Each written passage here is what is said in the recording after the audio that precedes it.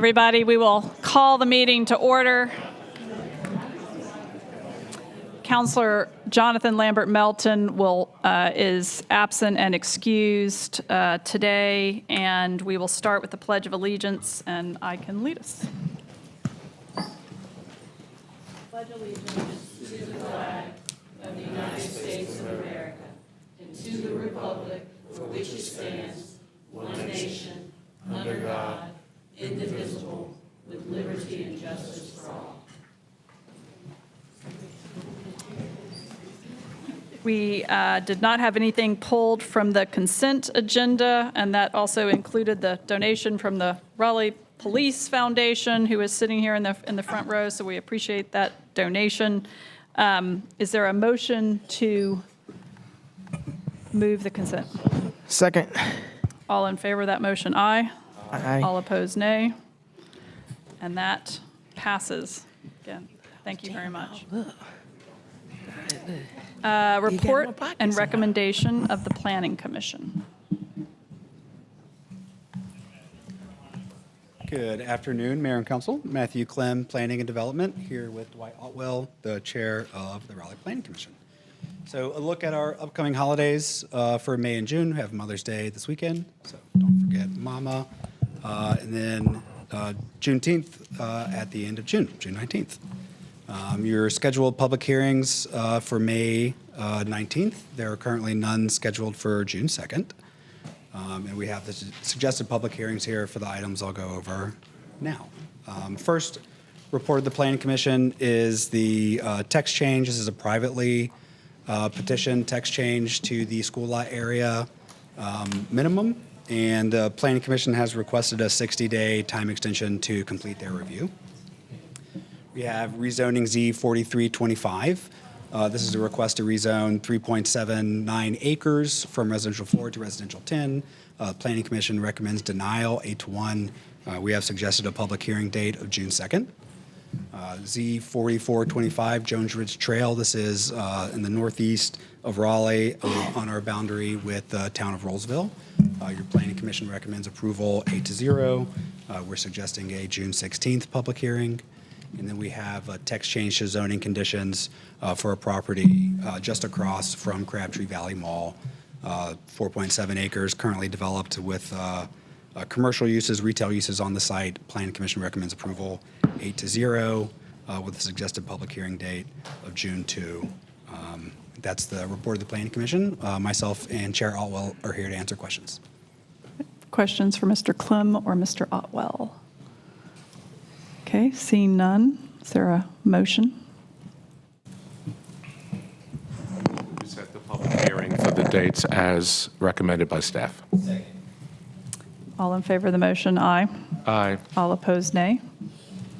All right, so that passes.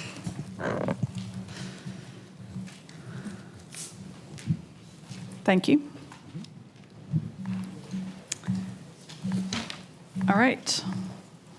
You want to come up for your next item? Yep, this is a special item for rezoning Z3725. So this was before you in April. The applicants have requested another public hearing. They made a revision to the rezoning petition that made it less restrictive. And when that occurs at the council table, a second public hearing is required to decide the case. We have a suggested public hearing date of May 19th. This is along Avent Ferry Road.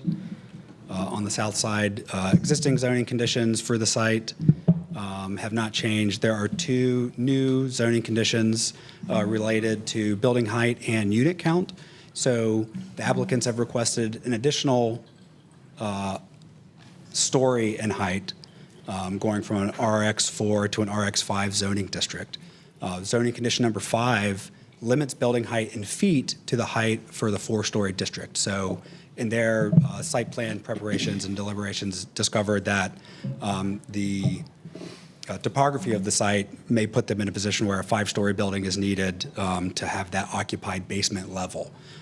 So the experience from the street side of the development would be a 68-foot tall building, which is the maximum building height for a 4-story development in the residential mixed-use zone, and the residential units are limited to 478, which was our estimate for a 4-story building. So effectively, the request is changing in that they have an additional story for development, but the resulting development should appear and act like a 4-story development. Questions? Yep. Can we review, thank you so much, but can we review how many cases we have on the 19th? I know we're doing our budget presentation and we added a lot through consent and this. From my count, it was between like 8 and 9. So I was wondering if it were possible to move it to June 2nd instead of the 19th. Is the applicant here? Can we just hear from them on that?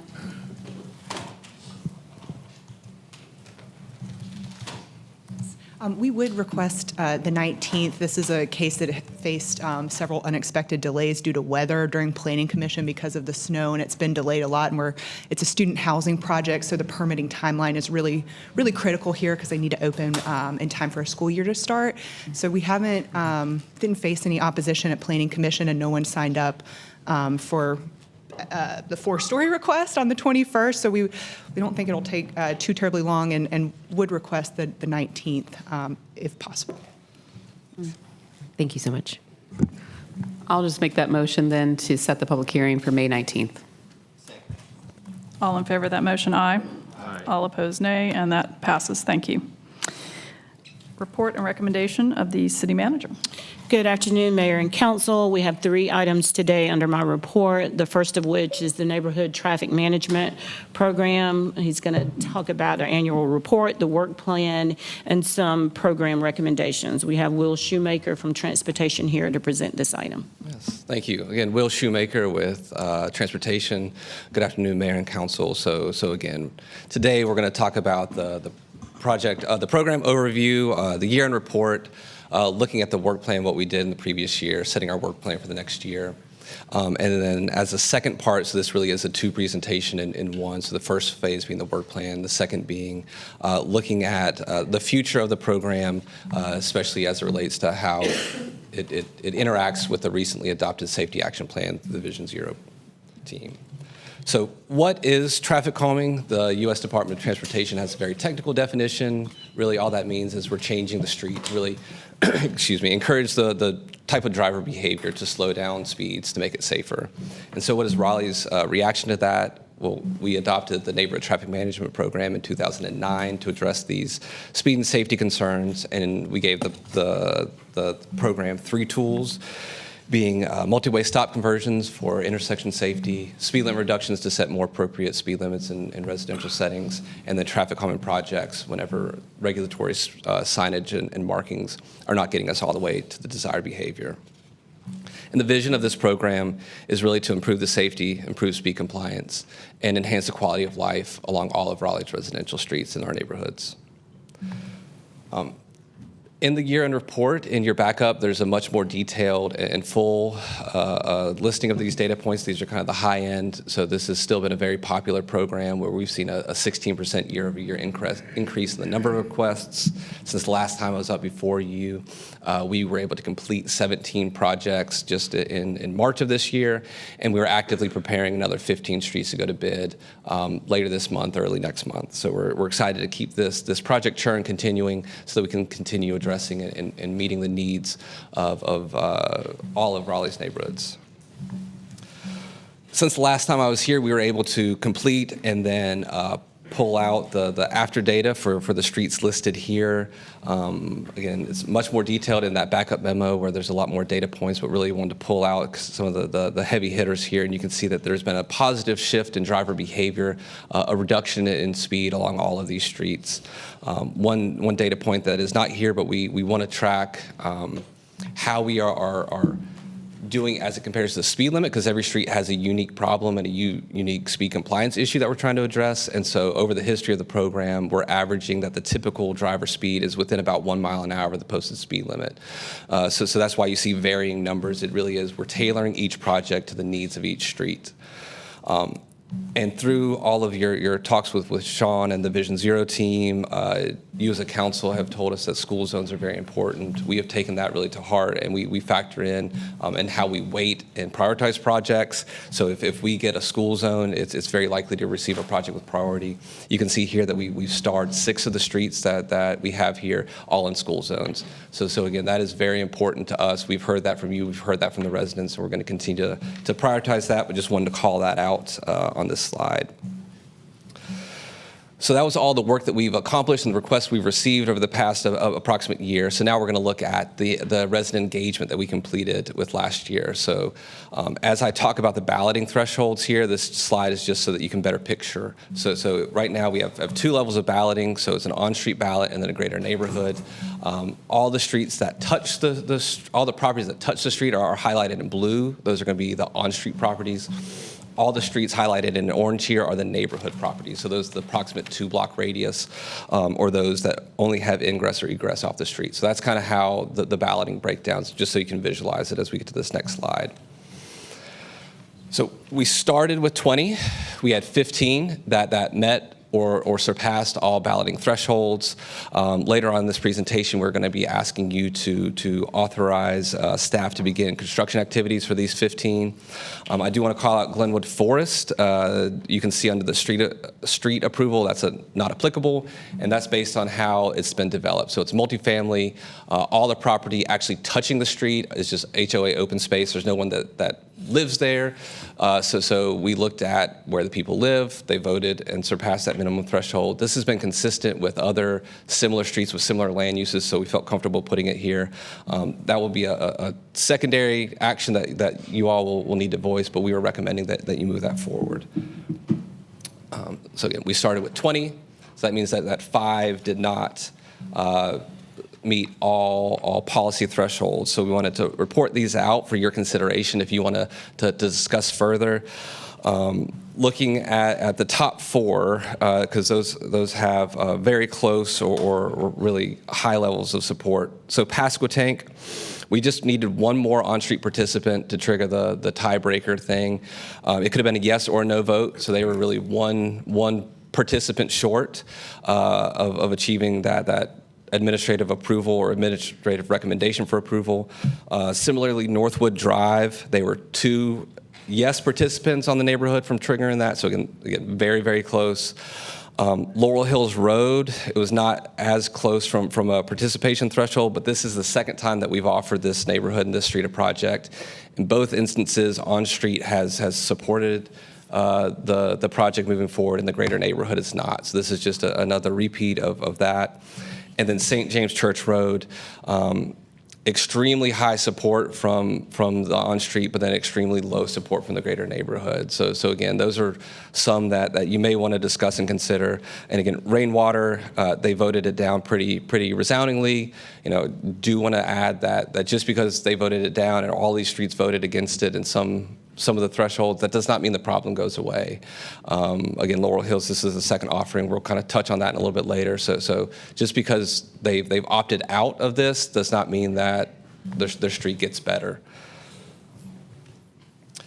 And so that completes the work that we've already engaged with the community over the last year. So now this is looking for the next year projects that we want to begin engaging and designing and working with. So these are the top 20 streets, the worst streets that we're currently aware of. So we want to seek authorization from you all to begin that engagement design work. And I did not specifically star them out, but Anderson Drive is a school zone, Clarendon Crescent is a school zone, Hilburn is a school zone, Snelling is school zone adjacent, Harding is school zone adjacent. So again, there's a lot of school zones in here that we're trying to address and make safer for everyone. And so this is the ending of that first kind of phase of this presentation. So the requested council action is that you authorize the 14 projects that met all policy thresholds in the 2025 traffic calming project offering list. And also staff recommends that you waive the adopted policy balloting thresholds for Glenwood Forest and authorize construction for that one additional project for 15 total. again, those other 5, if you'd like to deliberate, we're happy to facilitate that conversation if you have any questions. And then secondarily, we're asking that you approve the 20 projects from the 2026 traffic calming project priority list so we can begin that neighborhood engagement design. Do you want to question and then Hello. Can you go to the ones that failed, the slide with the ones that failed? I am curious, like I know in my time on council, we've iterated this program, so we used to like ballot the neighborhood to ask if they wanted anything, then we balloted them again to say, do you want this thing? Now we just ask them, do you want this thing? Do you have a sense, like just anecdotally, if these neighbors don't want anything at all, or are they just in like the particular treatments that were ascribed to the project? Broad brush. For Pasquotank, they were worried about that they thought their street should get it first. That was a common comment, that they thought we were going to push traffic to an adjacent street. We can get into that a little bit more in the second part, but that is, we do a lot of evaluations and we do not find that to be the case. It really. It's hard to say people vote how they want to vote, and it really is because of the budgets and the street conditions that we have a limited tool belt, and so sometimes people may want more than we can offer, but we always try to listen to hear what they want and adjust the projects to meet their needs within the existing street footprint that we have to work within. Okay. So just you, as a footnote, you just said they may want more, but we can't do it because of budgets. Do you find that is that a theme that emerges? People want more traffic calming than is available? They want different. Yeah. So if Laurel Hills is a 2-lane road that is relatively narrow, that does not have curb and gutter. So we heard consistently we would rather have sidewalk. So it's just they want different in a lot of instances. Okay. Helpful. Question. I guess I kind of had a similar question. I mean, well, I'm not sure I'm going to ask the question there because you already asked it. That's why I didn't have the mic pulled up. But I guess the question is, folks don't want speed bumps, or probably more particularly don't want roundabouts. Like, are you able to negotiate some of that with folks? Absolutely. And so because this is an opt-in process, we put forward a best practice design, receive feedback, and we consistently change devices, change locations. We have that line in the sand that if we continue to water it down, it's going to be ineffective, and that we don't want to surpass, because that'd be a waste of resources, that we go expend resources and then ultimately they're still speeding because we didn't do it well enough. But absolutely there is heavy involvement in the type of device that is used. Yep. So I had a question around St. James Road, because it's an interesting road, because I think your neighborhood approval numbers are people who have to use St. James but aren't on it. So I was trying to get an idea of what's the threshold, like that 26% is it 50 people who, like how many people were surveyed? We can maybe get that information for you quickly. It was low participation. I don't have the exact numbers. So there were a handful of people in the St. James neighborhood, and overall this was a relatively low participation area or street offering. But definitely there was a contingent in the greater neighborhood that was very opposed. And anecdotally we heard people that called us afterwards that said, I didn't participate, but we're excited about the project. So I just don't think people participated in it, and those that were really passionate against it came out and did participate. Okay. This is a very helpful data. My question, maybe before he comes up, was just how does absentee landlordism affect this? Like, for example, on Rainwater Road, maybe it's because a lot of those have turned into rentals, and so the renters aren't voting, the owners don't know about it. Like, how do you accommodate that? That's tough. And so past council direction has been to focus on the properties. We don't, it doesn't matter if it's owner occupied or renter occupied. A lot of these projects affect the safety and quality of those living there. So the direction of this program, or from past councils to this program, has been to just interact with who's living there. So we do direct mailers to every single property. If there's HOA, we send it to the property management firm as listed in the public record. We put yard signs, we do street markings. So there is a really concerted effort to make it as visible as possible. But we try to engage directly with those that are living on the street. And so that. Okay, thank you.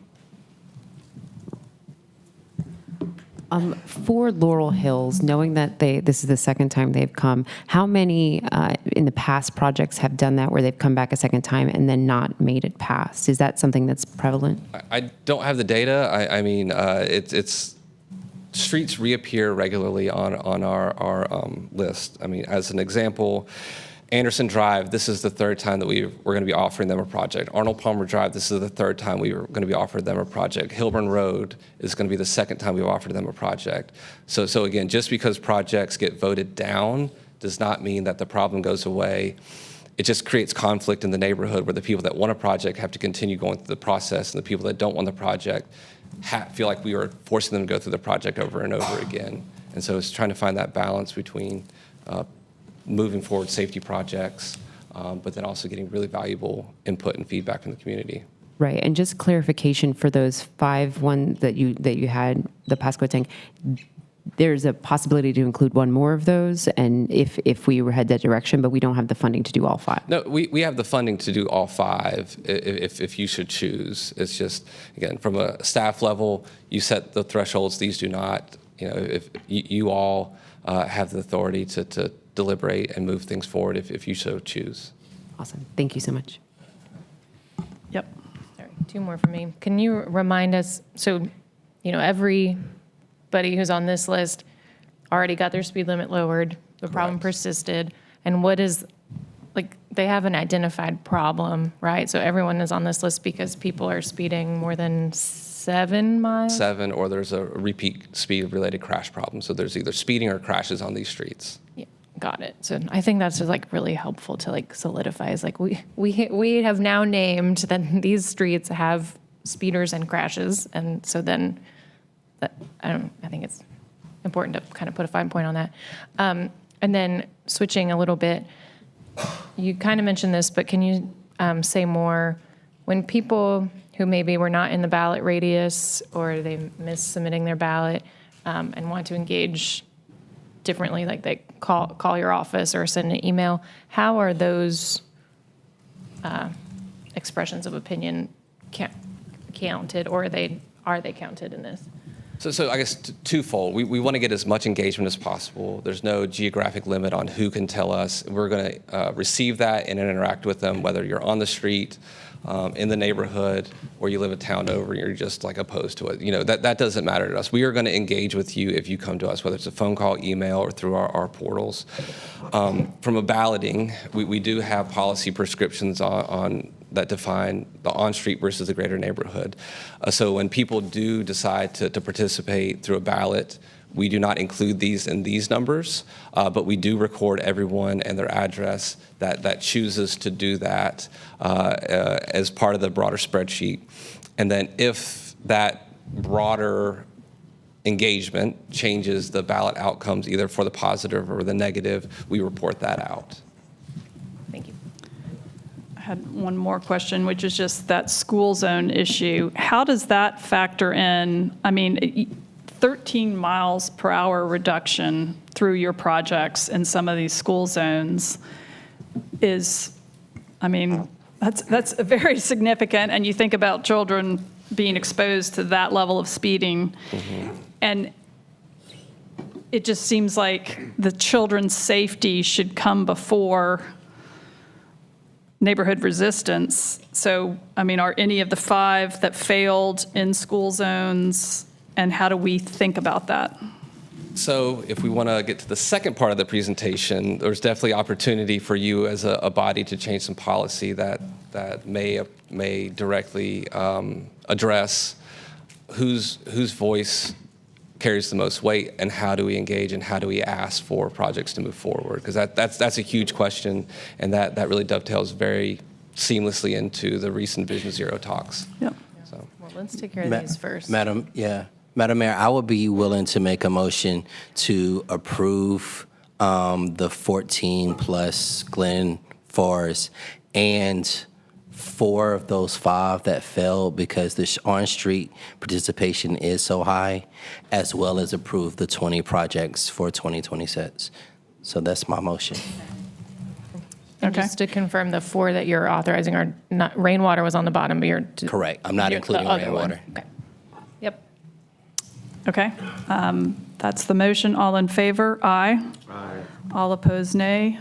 And that is unanimous. Thank you. Great.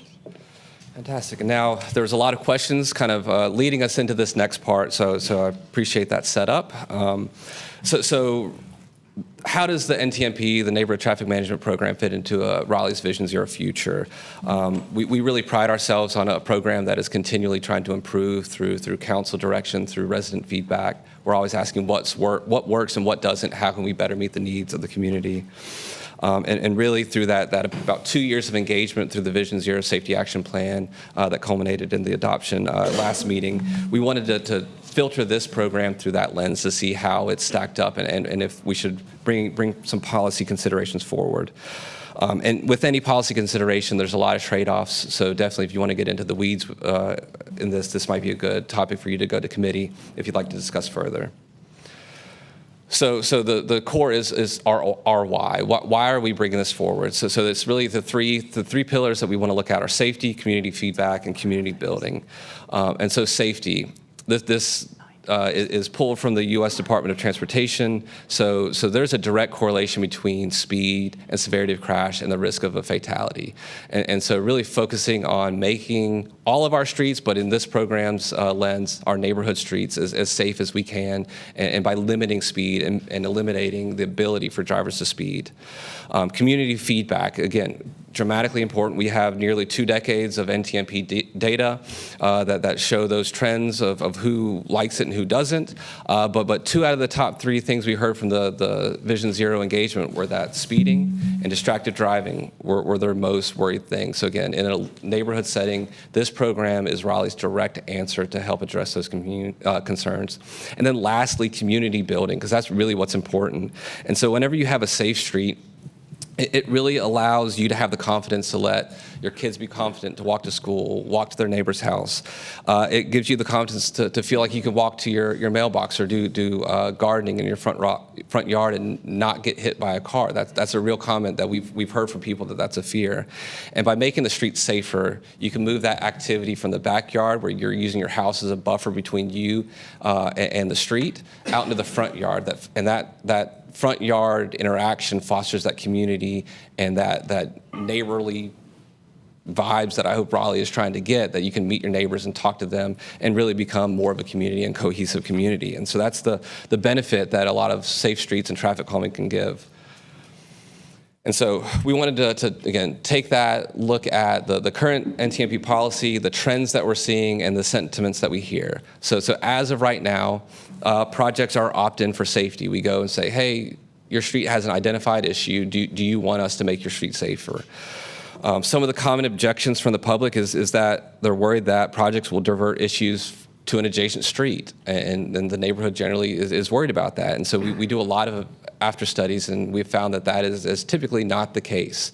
Can't guarantee 100%, but after project after project, we're not seeing that as a common thing or really thing that we're overly expecting on any street. Emergency response impacts is another thing that we commonly hear. And so we work very closely with our contacts and partners in the fire department to minimize those impacts. As pictured here is a speed cushion. So this device does a really great job to effectively eliminate any delay because of the wider wheelbase. They can straddle these, but they're wide enough that it still has the same or similar impact to normal everyday vehicles or SUVs. So we're always working to innovate to find the best solution to minimize emergency response times and impacts to our internal partners for vital services, while also still providing really impactful projects. Another thing we hear is that they're worried that the property values are going to decrease. We've done a lot of research and found there's no real correlation, positive or negative, that traffic calming does have an impact on your property values. We've actually read some studies that people put a price tag and are willing to buy more on quiet streets or cul-de-sacs. So people are willing to put a price on safer streets. And so through this program, it's not an apples to apples. We're not going to make these streets cul-de-sacs, but we can really minimize the negative externalities of speeding and vehicles on your street through slowing down drivers to make all houses more valuable, and not monetarily, but valuable in that they're creating value, and that there's a safe street, and you can have these communities, and then you're not worried about 2 blocks over having an extremely unsafe condition.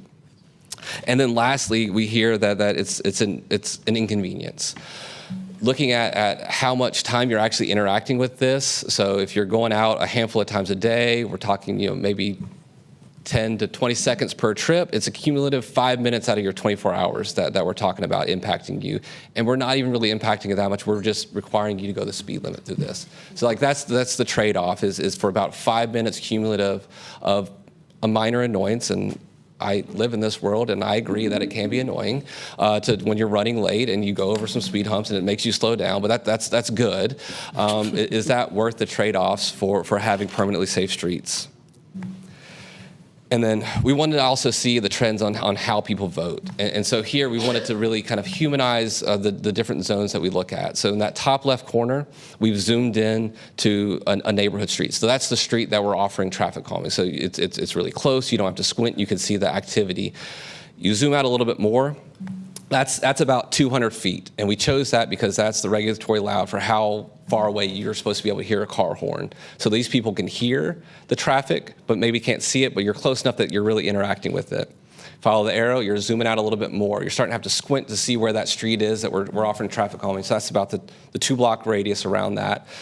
So again, it's getting further away. This project is becoming less about the place that you live and more about the area that you get through to get to your place. And then lastly, that is the people that could live half a mile away, but their only ingress and egress is through the street. So again, it's becoming less and less of a place and more of a pass-through. And so how do these groups vote? Well, if you're on the street, you got a nearly 89% success rate from a sample of the projects. We zoom out a little bit more, that 200 foot, you can hear it. You probably interact with that street. You got friends, you're walking there. It's still high, 83%. A little bit further, that greater neighborhood, again, we're dropping down, but it's still a 76% approval rating. But then when you look at that extended properties, we're at about 56%. So that's where it really drops off the support. And if you remember back, 4 out of the 5 that failed, very heavy on-street levels of support, varying levels of low levels of support from the greater neighborhood. And so historically, projects have failed. Rainwater failed, but that, from a 90 to 95% of the time, projects fail because the greater neighborhood and really the extended neighborhood votes against the project. And so the core of this policy question is, whose voice is the one that we need to weight to determine whether the street that you're passing through is safe? Is it the people living there or the people that are far away and passing through? Yes. I might have missed this, but how is it weighted if the front-facing driveway or property touching is the most directly affected, and then it starts to diminish as you get to the extended properties? Are those policies weighted, or they're all weighted equally? So we have a 2-tier balloting system right now. So right now it's on-street, and so they have to see a minimum of a 60% approval rating to move it forward, but then also an equal weight. So all of from here over, all of those are grouped in a second one as the greater neighborhood. They have to see a greater than 50% approval rating for the project to move forward. And so again, it's those extended properties that typically drag the overall support down. And so looking at how can policy be changed, we have 3 considerations for you today. So option 1 would be no change. So the program as a whole is working. We have multiple engagement touch points. There's the neighborhood ballot. We always culminate this process with a council review, and then we move to construction. This is about a 3-year from first engagement to construction process, with a lot of that being from the ambiguity. We don't know which 20 streets are going to move forward, so we do a lot of preliminary work, but we don't wait to really advance designs until we get your blessing and your approval. The option 2 would be to create a 2-tiered approval process where we would set what we feel like are the worst streets and a level that it is an automatic project that they go through, and we remove the ballot step. But then also streets that qualify but don't quite meet that secondary threshold would still go through the whole balloting process. And we've recommended that if you choose this, that it would be a greater than or equal to 8 miles an hour over the 85th percentile speed of the speed limit, or greater than or equal to 4 speed-related crashes in the previous 3 years. Again, not a lot changes from the overall process because we're still likely going to be balloting some of those streets. We're not really going to advance design, so we're still looking at about a 3-year from beginning to end process. And then the option 3 would be an automatic project where you as a council set what projects, what thresholds meet the traffic calming warrants. So the only difference here is we're removing the balloting step. Instead of having an opt-in project, this is an automatic project if warrants are met. Really, we'd be leaning into the data, and we're reframing the question from, do you want your street to be safer, to what tools do you want to use to make your street safer? Kind of akin to how we do with resurfacing. We go in and say your street needs to be resurfaced. Here's the tools that we can do with stormwater. If your street's flooding, here are the tools that we can do to make your street safer. So we're trying to shift, or with this option, it would be shifting towards more of a how do you want this safety improvement to happen? There's also a lot of opportunities for faster deliveries. So with more certainty, we can advance the designs along the way instead of waiting until the very end. So there's opportunity to shrink that beginning engagement to construction timeline.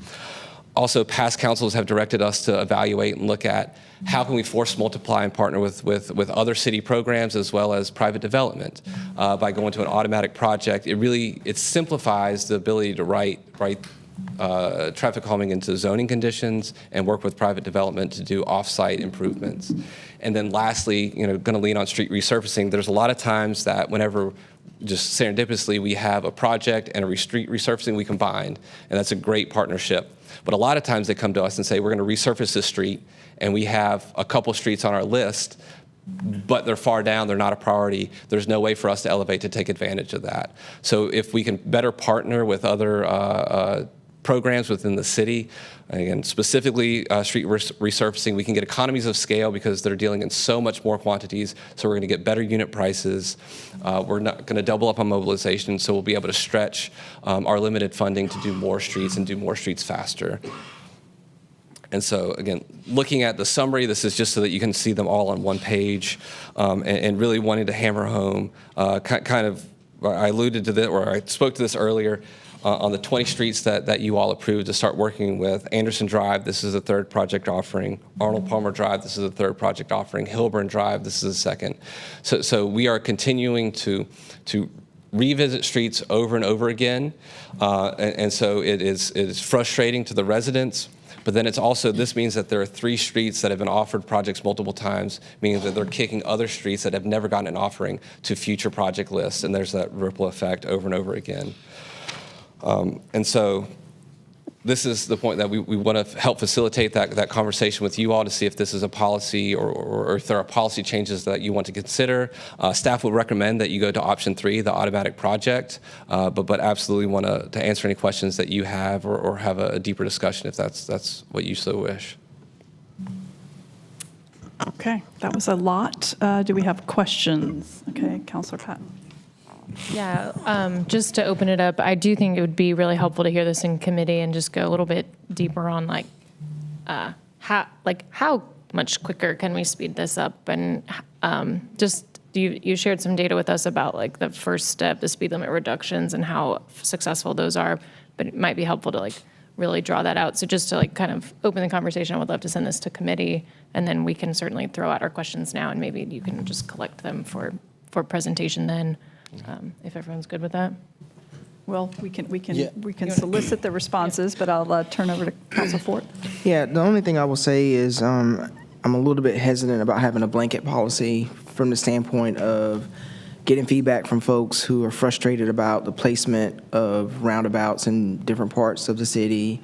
And then we've got an issue that we're dealing with over with Bitmore Hills. And there was some community engagement because I was at a few of the meetings, but I think what folks envisioned and what actually was put out on the ground was very different. And so for me, it would be hard for me to say, yes, just go do blanket stuff when the feedback that we're getting is not necessarily positive all the time with that. So, Absolutely.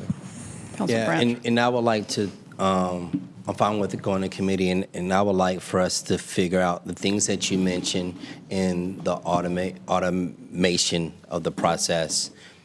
Part of that is in option 2 as well as a hybrid. And so I would like to see, for me, I'm leaning towards option 2 because you still have that community feedback and input and understanding what are some things, like if we have an area that we know is high speed, high crashes, then the data speaks for itself. The numbers are high. I can see some of those moving, but we have those that are iffy. They're close, but they're not there yet. And what type of street it is we're putting it on, it matters. I see the difference of traffic calming near a school. The biggest concern I do have with that is the enforcement of it, especially stop signs. Folks like to roll stop or not stop at three-way stops, and RPD can't be always there. So another part I would like to put on this are what technologies that we can use to also help with some of the enforcement of our traffic calming that we're putting in. I know stop signs are not necessarily a traffic calming tool, but they do help. Absolutely. I would just say I support having it in committee. I would like to see a little more quantification of if we had moved to an option 3 or an option 2, right? How many more projects we have gotten done? What would the unit cost be? I mean, if there's any estimates so that we could say, yeah, there's a trade-off, but Absolutely. And then also very specifically, I just was at the Green Stormwater Infrastructure Conference that's meeting here in the city this morning, and there may be things like that where when you get resident feedback, there's less knowledge of green stormwater infrastructure. I don't know how much we're incorporating that into options, but I would be interested in exploring that more and how that interfaces with this whole traffic calming project. Absolutely. Okay. Councilor Silver. Just want to be clear about option 3, because I'm looking at 2 and 3 and don't know if my neighbors are watching, but we have a street which I don't think needs traffic calming, but because we just had our speed lowered on one of the major streets, but in terms of our street, they're saying people are speeding, they're not. If you go to the other option 2, it says there are other factors and triggers that have to be considered. If it does not meet those, then it would not go forward. Right. Because if people just said, majority of people there just said, hey, I walk my dog, I just want the speed bump, and I'm saying, I'm not sure this is a location. Just want to make sure how that proceeds so that those that may agree, the majority that may say they need it when, in all actuality, because you kind of talked about why people kind of opt out or opt in. So how does that work? So as this goes to committee, we understand what the role the public plays and what makes it even eligible to even be considered in the first place. Yeah, and just to, I guess, quickly, everything is still going to run through that. Is there a quantifiable issue here, not just I think I have a problem? So there's still going to be that, and there's still going to be that resident engagement through all three of these options. The only thing that's getting removed in the option 3 would be the balloting step, and then again, it's the 2-tier on the second one. Yeah. And I'll not mentioned here, but when we send it to committee, maybe we can talk through, I wonder too if there's maybe a bigger bang for buck by doing or in tandem with perhaps, I think about this as like a funnel, and you're basically a lot of people are coming into the funnel, getting their speed limits lowered, and that's sufficient. And then they don't have to proceed through the funnel anymore. And so I almost wonder if there's a bigger bang for buck by making that administrative approval. So it's just kind of if people are speeding, you get the speed limit lowered, and that's just that. And it would kind of, what would the pros and cons be to that, or Absolutely, we so can maybe bring we can that bring back. that. Okay, so do we need a motion to send it to committee, or? Yeah, move to send the topic of traffic calming policy updates to Transportation and Transit Committee. Second. And just confirming with staff, can this be heard on the May 28th, or do you need longer? Yes, that's fine. Okay. Yeah. All right, all in favor of the motion, aye. Aye. All opposed, nay. That's unanimous. Thank you. you. All right, the second item this afternoon is the comprehensive plan update. We have Sarah Shaughnessy from Planning and Development here to give us just a recap of Reflecting Raleigh, which was the Civic Assembly assignment that happened over the last several months. Thank you, Madam Manager and members of council. Again, Sarah Shaughnessy with Planning and Development. I am here to talk to you today about the outcomes of the Raleigh Civic Assembly, which was held as part of the Reflecting Raleigh process. So I'll start with a reminder of where the Civic Assembly fits into our broader Reflecting Raleigh framework and give a high-level reminder of the design. I'm also joined by Lucia Phillips today, who was a participant in the Assembly, and she'll share a little bit about her experience participating.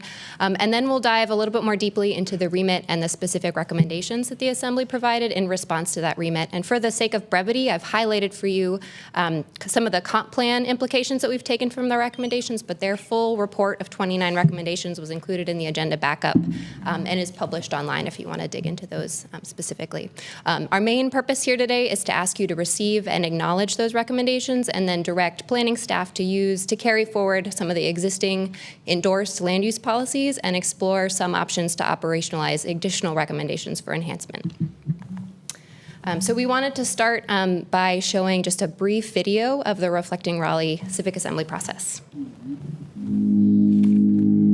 I am a North Carolina native as well as a Raleigh local for about the past 6 years in West Raleigh. I was really motivated by civic duty, a love of government communication, being part of the community as a whole. Hi, I'm Jacob Hunt with Raleigh's Planning Department. We're here today on the last day of the Reflecting Raleigh Civic Assembly. The Civic Assembly is a representative group of Raleigh residents that have come together to help us tackle topics that'll go into our next comprehensive plan. The Civic Assembly is a great tool that brings together a wide selection of Raleigh residents that helps bring innovative and novel solutions to city problems. The work of the Civic Assembly mattered to me personally when I first read that the city was sponsoring this program, because our city needs more feedback from residents. One of the best things that the Assembly has done is they've taken a group of people that really represent Raleigh, different ages, different income levels, where we live. We can all come together and decide what is best for all of us, regardless of our backgrounds. It's really great, and it's taught me a lot. It's extremely important to me that we encourage the city to engage our community and engage the population. So I really wanted to be involved in that and encourage that open line of communication. The future of what Raleigh is going to look like for our children is important to me. It was hard. It was really fun. I think it's really interesting to learn about city planning. I want to live in a place that I can be proud of. Thank you, City of Raleigh, for doing the Civic Assembly, and please do more. It is a fabulous way to bring together citizens in the city and move forward. We are also joined by several members of the Assembly in the audience today. If you want to just give a wave, thank you all for being here. And what the video does not show is the numerous staff across the organization who helped us design and mail 10,000 letters, who gave up a Saturday to facilitate a session or offer a presentation. So thank you to all of those staff. And now, so just a brief reminder, the Reflecting Raleigh process is built around 4 main principles with the underlying objective of hearing from a broad and representative sample of the Raleigh resident public. A civic assembly is just one of those tools that we're using, and we completed that during phase 2. And then about short overview about the design. So there are 4 key ingredients of an assembly. One is a government commissioned assignment, or remit, which you all approved in September. The second is that the assembly is selected by a sortition process or a lottery process. The third is that there are 3 main phases of learning, deliberation, and decision making. And then the fourth and final, and the reason we're here today, is the government receipt and acknowledgement of those recommendations. Won't go through this slide in detail, but to select participants, we mailed or hand-delivered 10,000 invitations, and through an involved sortition process with the support of our consultants at the National Civic League, wound up with a group of 40 people who broadly represented the demographic composition of the city as a whole. And those selected participated in 6 sessions, 40 total hours of learning and deliberation, with support from our partners at the National Civic League and partners across the city. And now I will turn it over to Lucia to just share a little bit about her experience. Okay, perfect. Hi, good afternoon. Thank you for having me today. I'm excited to speak to you about my Civic Assembly experience and our group values and motivations behind the recommendations we've published. Should I go forward? Oh. After hours of learning about our city's buses and future growth plans, a core value quickly rose to the surface. Our residents want to stay in Raleigh. We all see the projected growth in our city, but this explosive growth brings to the top of everybody's mind the rising cost of living.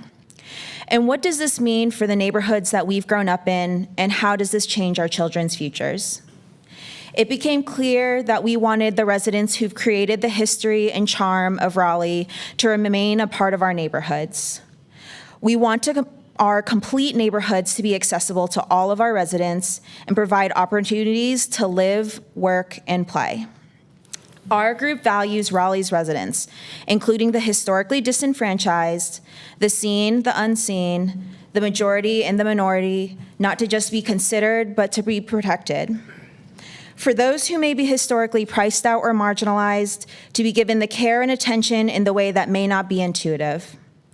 While we are excited about the growth of our city, and yes, we have more room for hurricane spans, our group time and time again focuses back to our current neighbors, historic homes and families that center our city on its character, charm, and Southern hospitality. We also wanted to highlight and refocus on our city's nickname, the City of Oaks.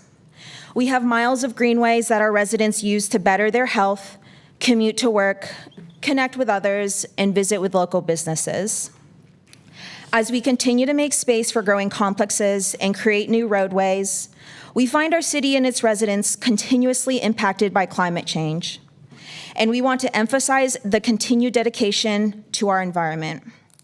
Our recommendations consistently considered the potential negative impacts to our environment and how we can better leverage our unique green spaces that make Raleigh the City of Oaks.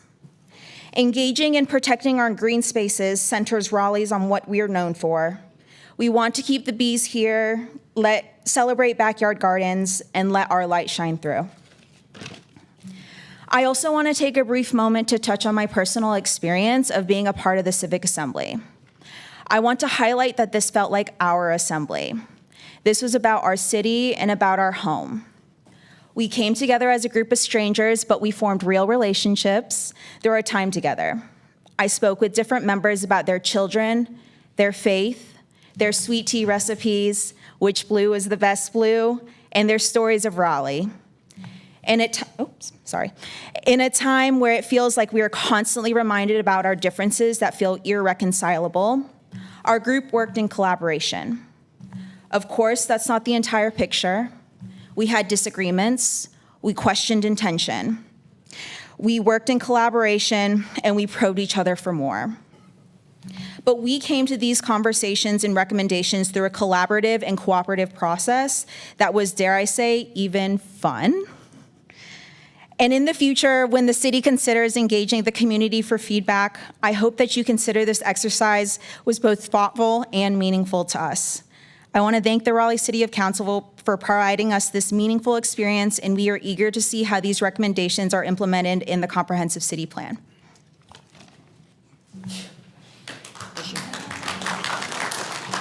So much, Lucia.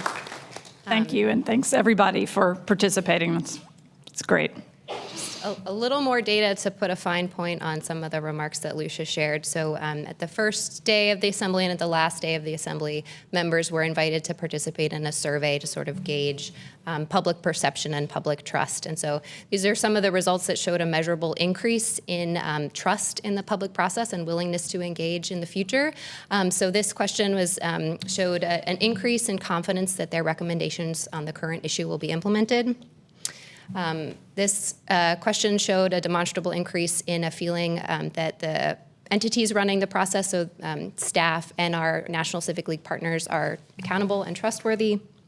And then finally, an increasing sense that the city's engagement processes are collaborative, genuine, and worthwhile experiences. So we were really happy to see that progression. A few quotes that we wanted to share with you. We asked why this work mattered to one assembly member in particular, again, highlighting some of what Lucia shared. They live here, they have a family here, they have a home, and they want it to be better. And then we also asked what surprised them during the deliberation process. And I think a common theme was sort of the willingness of people from different backgrounds to listen to each other and find common ground. So now that was reflections on the process. We'll get into the remit and recommendations. So on the left is the specific remit that, again, you all approved back in September.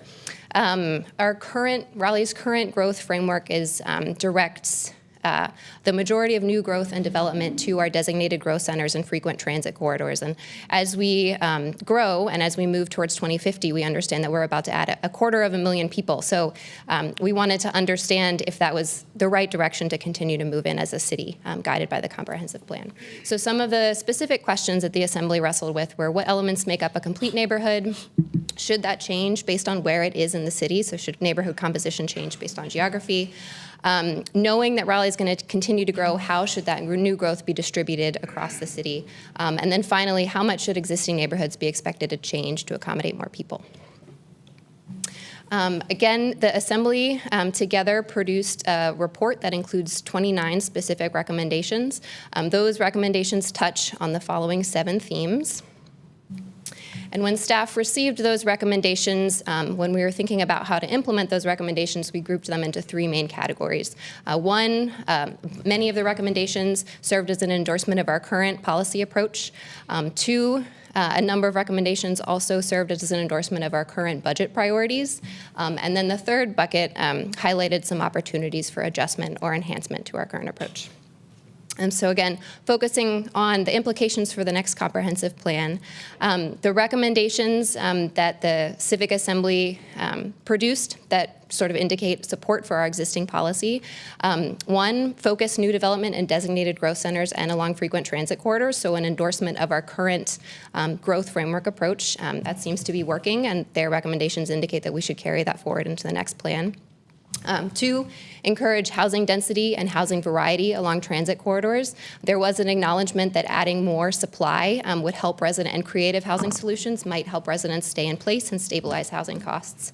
3 was planning for multimodal connectivity in neighborhoods and around transit, so thinking about that first and last mile access to transit stops. And then 4 was acknowledge and celebrate existing community features and history. So these areas are likely to grow, the whole city is likely to grow, but folks didn't want the neighborhoods to lose their sense of place. And then some opportunities to adjust and enhance. 1, leverage greenways as part of the multimodal transportation network. 2, co-locate and activate public spaces around transit stops.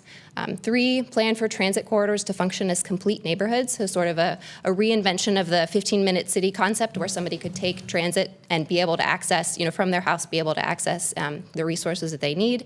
And then finally, there was support for neighborhood serving commercial, so that people may be able to walk to a coffee shop or a small corner store in their neighborhood. And then finally, some additional takeaways that apply to the comprehensive plan but are maybe broader were an acknowledgement of a changing climate. So, continued public investment in adapting to impacts that we're likely to see in the future, and then continued investment in multimodal infrastructure, transit infrastructure, as well as bicycle and pedestrian facilities. And then as you've heard today, this Civic Assembly we found to be a very meaningful engagement process, and so would love opportunities to use it in the future. So again, recommended action, receive and acknowledge these recommendations, and then direct staff to carry forward some of these land use policies and explore ways to operationalize some of the additional recommendations. I will leave this up for your consideration and happy to take any questions. Yep, Councilor Silver. Well, thank you, Sarah, and the entire group of volunteers who actually spend time thinking about the city's future. So thank you for spending your time really digging into this plan. I am so delighted there's going to be a next generation of planning. And although I was involved in 2030, I'm equally excited to pass the baton to have a new generation focus on the future plan. The recommendations seem great and on target. Just had one recommendation going forward for both you and those citizens engaged. One of the earlier slides, you had the desire for the plan to be implemented, and I just wanted to be clear that implementation involves policy actions. It involves zoning changes potentially. It involves guidance for the capital improvement plan, and then for this council to make decisions as we contemplate zoning cases. So just wanted to put that implementation in its proper context so that all of us understand, both the citizens and all those involved, how a plan is implemented. It's not just there's an action. And my one recommendation as we go through this, particularly on the zoning, that's one way you implement a policy. If there's a recommendation that we have to operationalize it by putting in the zoning code, we should now remove that policy out of the comprehensive plan because there becomes some confusion. There's a transition in the comprehensive plan, but then there are transitions in the UDO. And it creates a lot of confusion. And so as we move forward to provide more clarity for the public about implementation, but other than that, these are all great recommendations. Very excited to both receive and acknowledge it and have this as part of our ongoing conversation. So I just have to say well done, both the staff and for those volunteers for a very, very informative presentation. And thank you so much for your comments. Thank you. Got a number of questions. We'll start down with Mayor Pro Tem Harrison. Yeah, I thank you all for this, and thank you for everyone who's been involved. This is amazing. A couple questions on specific proposals and just our action today. So I do see that some of them are not as supported as others by the Assembly. So many of them are in the 90% plus range, so very much a consensus.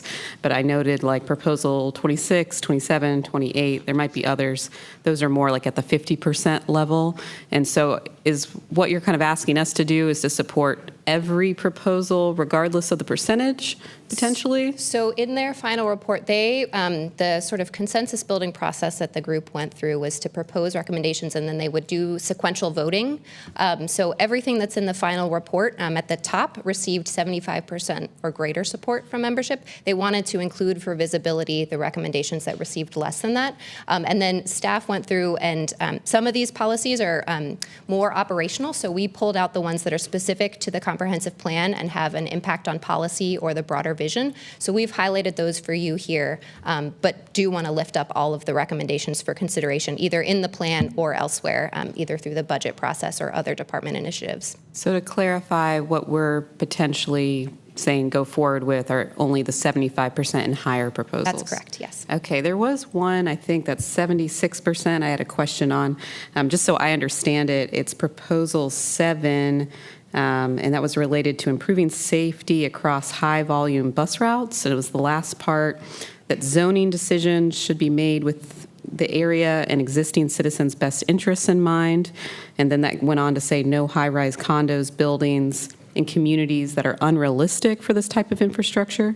I just find it a little confusing. I'm not sure what to take from that. Yeah, so, and I think that sort of confusion highlights the tension that the Assembly wrestled with, and I think a broader tension that we see in the community is the desire to focus density and support growth and also manage the impacts of growth. And so this was them sort of wrestling with, we want to see density in these places, and we also want to make sure that we're supporting existing residents and taking their needs and the current context of the neighborhood into consideration. Okay, yeah, I think that trade-off's really important, or just to think through, because like Proposal 20, it also also talks about higher density needed in neighborhoods that are likely to be gentrified. And so my fear hearing that is that we upzone an area and we make it even easier for people to become displaced. But again, a trade-off on increasing housing supply. Counselor Jones and then Patton. Thank you so much for this. For the participants that joined, did you get a consensus or any understanding of how many had been to a meeting before? Was this their first time interacting with government? Did you ask that For question? most of them, it was their first time. I know I can see one member in the audience who participated in Planning Commission and who has been to, Planning Academy and has been to other engagements before. But I think for most people, this was their first time. That's so exciting. And again, echoing, thank you for doing that. I joined city government by taking a class that the city offers. And so you have so many opportunities to continue this outside of Civic Assembly. There's Planning Academy, there's Raleigh Neighborhood College, Citizens Leadership Academy. And then a lot of us offer opportunities every month for you guys to join and have conversations with us. I do a book club where we talk about the UDO. Maybe you can come and tell me more what you learned. So please don't let this be your last time participating. We'd love to engage you further. So thank you so much. Counselor Patton. Yeah. Also, my thanks to you all for giving up your time and Saturdays and your sharing your resources with us. A couple of questions I wanted to ask on this slide, Sarah. Two that I wonder if you could just draw out a little bit more what the community was saying. So acknowledge and celebrate existing community features and history. Was that preserve the exact buildings that are there? Was that signage? Was that It was art? this, yeah. There are two specific recommendations. One dealt with signage and one dealt with sort of inclusive and culturally appropriate programming in public places that serve the neighborhood. I think, again, to that point of the community sort of wrestling with, we want to encourage density. We believe that this is the right approach for the city, and also we want to not displace the current residents and value and celebrate the sort of existing sense of the neighborhood. And so I think that's where that was coming from, kind of combines a couple of recommendations there. Okay, cool. And then the other one, plan for transit corridors to act as function as complete neighborhoods. So I'm assuming that kind of means like you should be able to ride the Route 15 and like find medical and a barber and grocery and a school, like the things you mostly need. And so I wonder, are there ways to turn that into policy, and considering there's like private property and we can't necessarily control if it turns Yeah, into so their recommendation was specific to our frequent transit network, which is sort of foundational part of our existing urban form map. And so I think moving forward, we will look at that urban form map and our future land use map and our potential zoning map to see if there are opportunities where we might consider a rezoning or designate another future land use where we envision neighborhood serving commercial or more mixed-use development so that people have an opportunity to access more resources via the bus. Okay, got it. And then just one last one for me, kind of building on Councilmember Harrison's question. So the way this has been digested makes good sense to me. A lot of the proposals made good sense, but there were certainly a spectrum. Like some, I was like, oh, I understand exactly what the policy language will look like, and then others, I was like, I don't quite understand. And you're saying some map to the comprehensive plan, others will be heard elsewhere, like through the budget process. How do we get those ones back? Like, we would be happy to provide you sort of a more comprehensive analysis of sort of the, recommendations and whether we think that it's, more of a budget priority, more of a land use policy question, and some opportunities for, implementation. Okay, and so you'll pass this to like the budget department, and it'll be part of their reference materials when they prepare not the one that we're about to see, but the next budget. Okay, thank you. Counselor Silver. Sarah, I'm going to bring up the section on equity and gentrification. It was proposal 19 and 20. With the citizens, was there a conversation about the term gentrification? If you ask 20 people what it means, you get 20 different answers. And so I just want to make sure as we have the conversation about gentrification, is it revitalization with trade-offs? Is it about displacement? So that as we move forward with the plan, we truly understand what the equity and gentrification, I know that's just a placeholder for those two proposals, But just want to know if there was a deeper conversation. It was about displacement. Gentrification for some is a positive word, for other it's a deadly word. And so I'm just wondering, how that conversation is going to evolve. And council just asked about the creation of an anti-displacement policy.